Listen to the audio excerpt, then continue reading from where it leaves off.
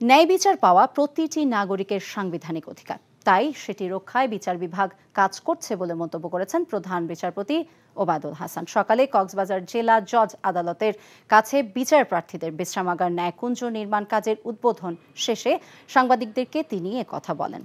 প্রধান বিচারপতি বলেন, আদালতে যারা বিচার চাইতে আসেন তাদের কোনো বসার জায়গা ছিল না। কক্সবাজার প্রথম বিশ্রামাগার তৈরি করা হলো। পর্যায়ক্রমে সারা দেশের আদালত প্রাঙ্গণে এটি নির্মাণ করা হবে। সুপ্রিম কোর্টের আপিল বিভাগের সিনিয়র বিচারপতি এম এনায়েতুর রহিম সহ জেলা প্রশাসক, পুলিশ সুপার এবং জেলা আইনজীবী সমিতির নেতৃবৃন্দ এ সময় উপস্থিত ছিলেন। ন্যায় বিচার প্রাপ্তি মানুষের একটি অধিকার। বিচার প্রার্থী, প্রত্যেকটা বিচার প্রার্থী তার বিচার পাবেন, সেটা বাংলাদেশের সংবিধান গ্যারান্টি করেছে এবং প্রত্যেকটি মানুষের মৌলিক অধিকার হচ্ছে ন্যায় বিচার প্রাপ্তি। মাননীয় প্রধানমন্ত্রী তখন সারা বাংলাদেশের প্রতিটি আদালতে একটি করে ন্যায়কুঞ্জ প্রতিষ্ঠার প্রতিশ্রুতি দিয়েছেন এবং এই প্রজেক্টটি হাতে নিয়েছেন।